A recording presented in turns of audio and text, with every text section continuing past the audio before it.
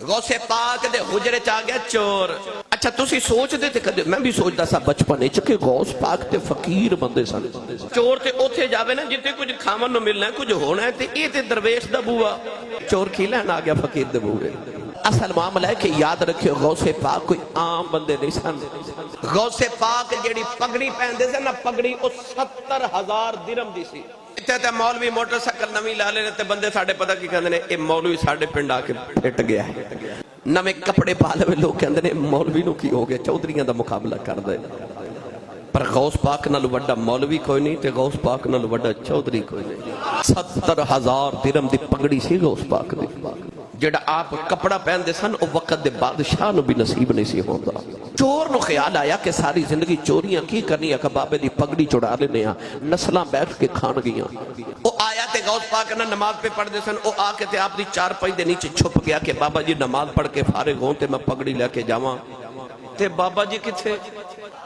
بابا جی نفل پڑھی جا رہے نفل پڑھی جا رہے. اے او بابا غوث پاک جنہیں 40 سال لگاتار عشاء دے وضو نال فجر دی نماز پڑھی گئے. 15 سال لگاتار غوث پاک فرماتے ہیں میں ایک پاؤں تے کھلو کے ایک پاؤں تے ہر رات ایک قرآن پڑھے. ایویں نہیں غوث پاک بڑھیا جائیں. ان بابا جی نفل پڑھے تے بابے دی تے زندگی جاگ دے گزری. چور نو خیال آوے بابا سویں تے جاواں تے بابا کتے سویں. بابا جی نفل پڑھ دے جا رہے. ادھی رات ڈھلی نا تے چور نو خیال آیا بابا تے نفل پائے پڑھ دا انہیں میں نو کیڑا پکڑ لینا تے میں تے جاواں. انہیں پگڑی اٹھائی تے ٹر پیا. دروازے کول گیا تے اکھاں نبینا ہو گئیاں نظر ہی نہ آوے. واپس آوے تے ٹھیک ہو جاوے دروازے وال جاوے تے نبینا ہو جائے. نہ جان جوگا تے نہ رہن جوگا.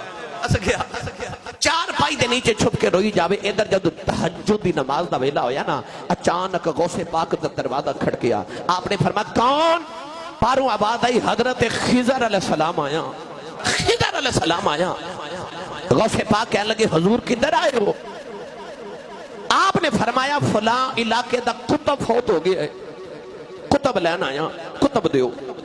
ان کتب کی ہوندہ ہے دس دے ماں مائیاں چکی چلا دیا سن تے چکی تے دو پتھر دے پاٹ ہوندے سن تے وچ ایک لکڑی دی کلی ہوندی.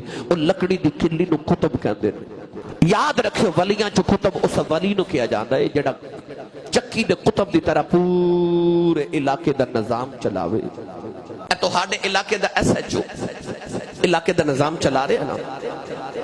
او دے اوپر ایک ڈی ایس پی ہے. ڈی ایس پی دے اوپر ایک ایس پی ہے. ایس پی دے اوپر پھر جاؤ تے پھر تو ہاڑے ضلع دا ڈی پی او دے اوپر جاؤ تے ڈی آئی جی پھر آئی جی پنجاب دا سب تو بڑا پولیس دا افیسر ہے.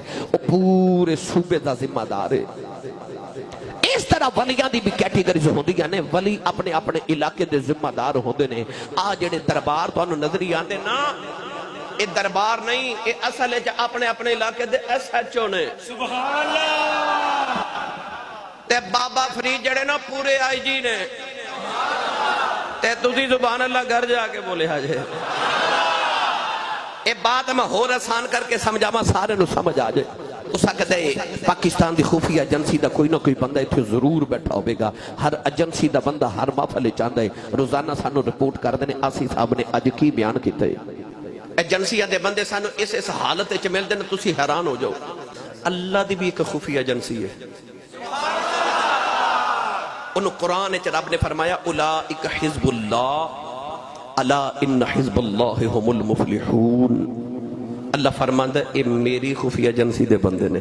حضرت خواجہ نظام الدین اولیاء کو ایک مرید آیا تو انہیں آکھیا اے دلی شہر دا نظام بڑا ڈھیلا پہ چلدا ہے. فرمایا دلی دا کتب بڑا ڈھیلا ہے.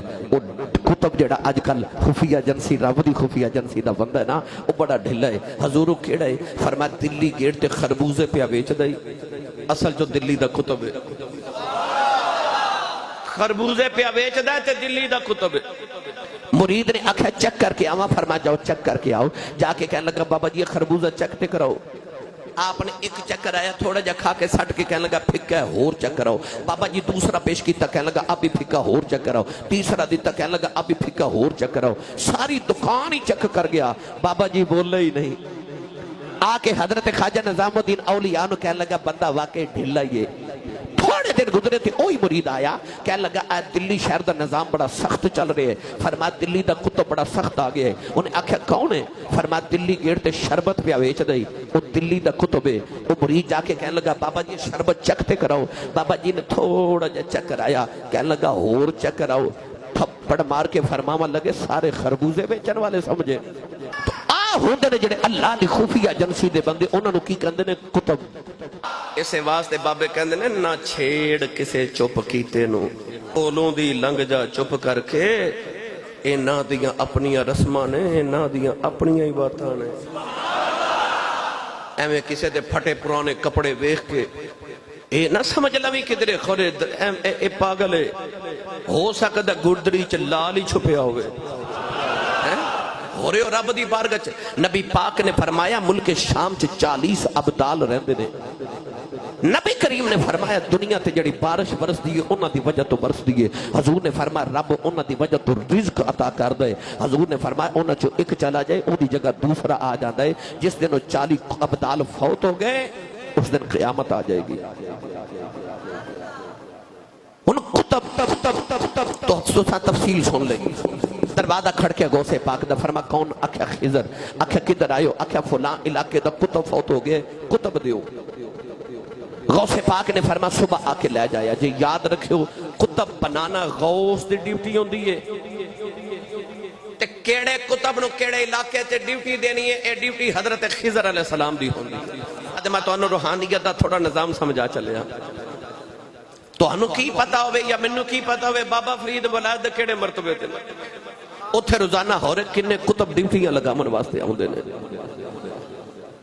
غوث پاک رضی اللہ تعالیٰ عنہ نے فرمایا صبح آیا جے کسے مرید نو کتب بنا کے دے دے مانگے تے خضر فرمان لگے جے صبح تک علاقہ تباہ ہو گیا تے ذمہ داری تو ہاڑی جے غوث پاک فرمان لگے میں ذمہ داری نہیں لیندہ تے خضر فرمان لگے پھر اپنا کو مرید دیو نا کتب بنا کے میں کتب دی ڈیوٹی لگا کے آواں انہوں کسی علاقے دے سپرد کر کے آواں غوث پاک نے دروازہ کھول کے فرمایا جے کتب لانا جے منجی تھلے لکھے آ جائے حضرت خضر نے آکے چور دا دامن پکڑی آؤ تو دامن پر کے فرمان لگے چلو کتب جی انہیں آکھا جی میں کتب نہیں میں تے چورا فرمایا چپ کر کے لگا جاؤ دروازے غوث دی آیا ہے آیا چور سے چلیا کچھ ہو رہے غوث پاک نے نگاہ کی تھی انہوں کتب بنا دیتا او چور کتب بل کے جا رہے آؤ نالے بغدادی انگلیاں چا رولے باندھا جاندہ ہے کہنے لگا لوگوں اس پاپے تے مرید ہو جاؤ جیڑا چورانو خالی نہیں جان دیندہ مریدانو کدو خالی جان دے وے